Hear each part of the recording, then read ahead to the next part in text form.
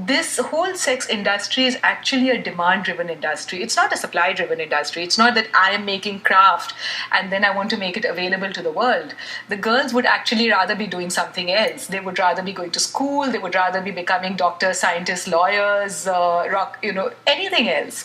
But their vulnerability, the fact that they're not educated, the fact that they don't have their own homes, they don't have control over their bodies, they don't have the right to be able, they don't have job training, they don't have the right to take decisions about their own marriages, is what these traffickers take advantage of. And they take advantage of these girls because they see a profit at the end of the whole chain.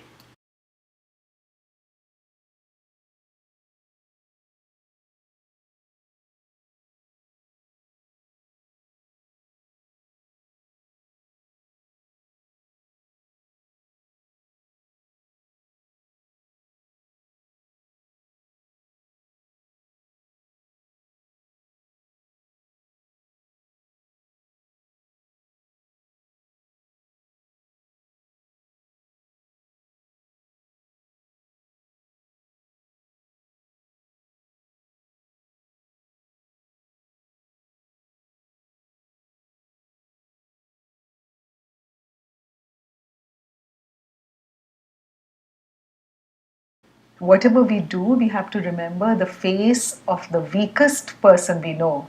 And if our actions will have an impact on helping that weakest person regain control of their destiny, it's worth doing.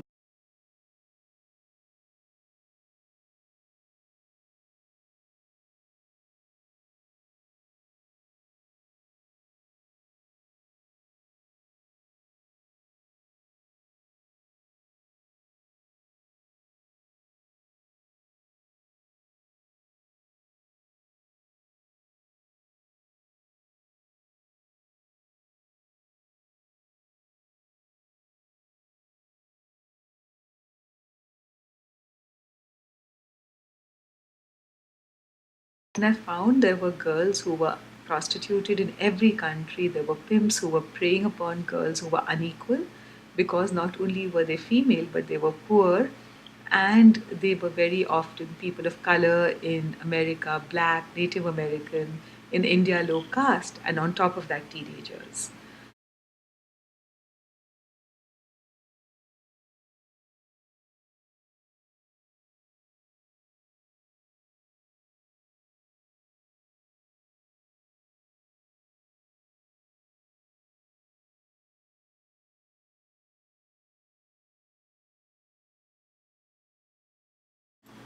In America, there will be people who will neglect girls and say, or commodify girls and tell them, but you are in a better situation than girls in India, so you should be grateful and not do enough for those girls.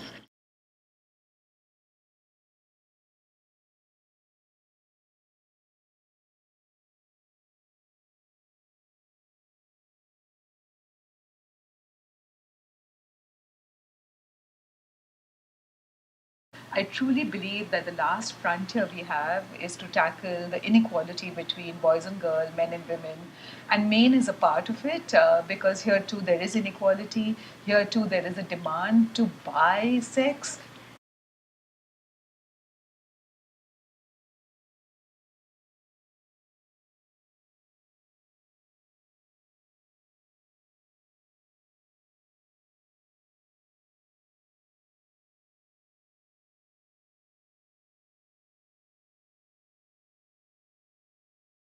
The problem hasn't gone away. It's like a tsunami. And as you said, it's a $32 billion industry, and people say there are 27 million people enslaved in the world. In America, the girls who are pulled into prostitution are between 13 and 15. In India, between 9 and 13.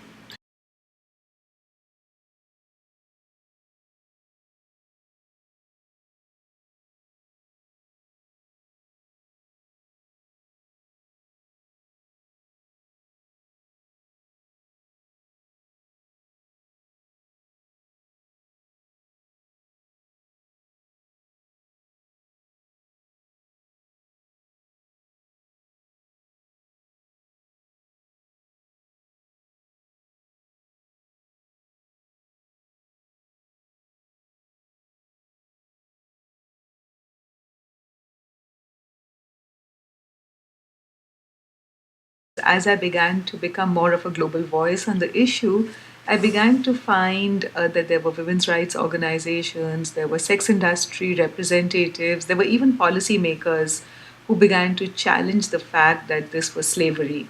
And they began to say that this was work, and they began to say that prostituted women should be called sex workers, and this was a choice for them. So I had to begin to explain to them that actually prostitution was absence of choice. No 13 or 14-year-old was saying that I'm going to grow up to be a prostitute. But because she was already poor, because she felt that she was of lower value, because she was black or she was in an inner city, she was transgender. So, she let herself be used and exploited for the sake of love, for the sake of drugs, for the sake of money by pimps who would recruit her and then pimp her into trafficking.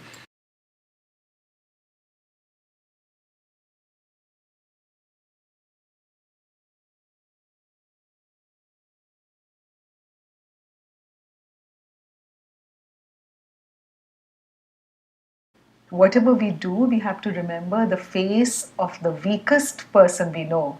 And if our actions will have an impact on helping that weakest person regain control of their destiny, it's worth doing.